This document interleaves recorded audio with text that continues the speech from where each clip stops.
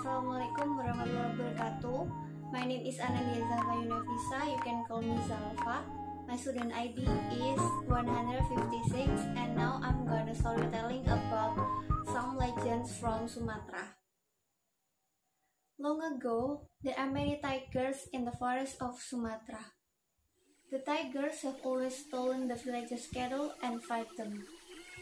The villagers never called this tiger by its real name in their conversation about the tigers. The villagers believed that some tigers would change themselves into a human being. These tigers people had a double life. In the daytime, they were the ordinary peasant. At night, they would leave their huts and creep into a forest to change themselves into tiger. There are many stories about such tiger people, and here's one of them.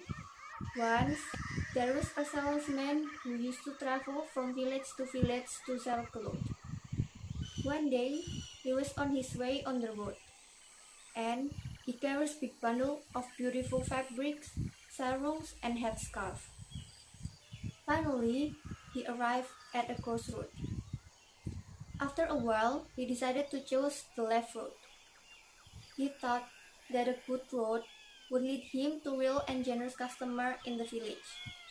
The farther he walked, the brush became trees, which grew on each side of the road. When dusk fell, there was still no sign of a village. The salesman didn't meet any single person too. There were only monkeys on the trees and lizards hid behind the grass. Along last, he could hardly see the shadows of the trees.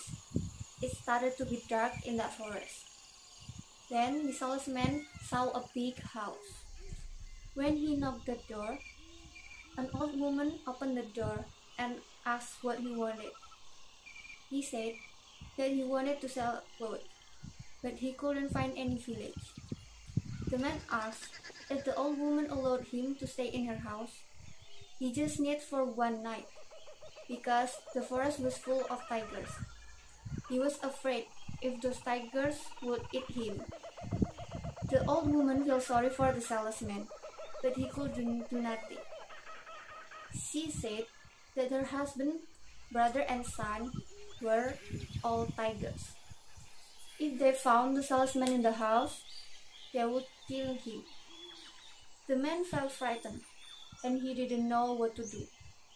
Finally, she allowed the man enter the house. She warned the man not to make any noise while her family was at home. This woman gave the man meal. She took the bundle of clothes from him and hid him in a small room at the top of the house. The tiger's men had come home. As soon as they were inside, the tiger said they smelled a man inside the house. The old woman said that there was no man in the house. She told the tiger's people that half an hour ago, a man trying to sell clothes. He left his clothes and sarongs behind, and then went to the forest to sleep under the tree. Tomorrow he will come back for the bundle. The woman showed the tiger's people a bundle of clothes. The tiger's people were interested in the fabrics and sarongs. Every one of them chose a sarong and a headscarf.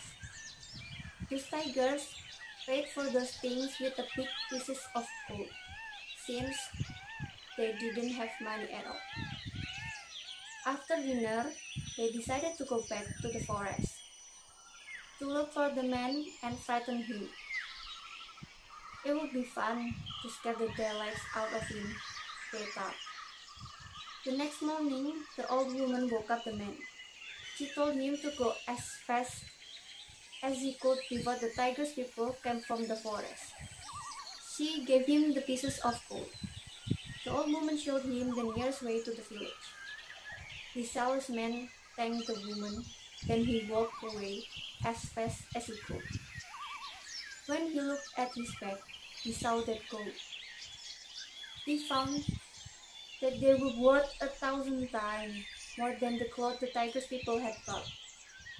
He returned home as a wealthy man. How happy he was. After a year later, when he forgotten about the bad night, he decided to go back. He wants to go to the house in the forest with some expensive woven and jewels to sell to the tiger's man. When he arrived at the place where the ghost used to be, he found nothing. The broad and smooth path had disappeared. For days, he walked along the whole area. However, he couldn't locate the way to the old man-woman's house. Well, that's one of the legends from Sumatra, which is impressive, right? So that's it, my storytelling. Wassalamualaikum warahmatullahi wabarakatuh.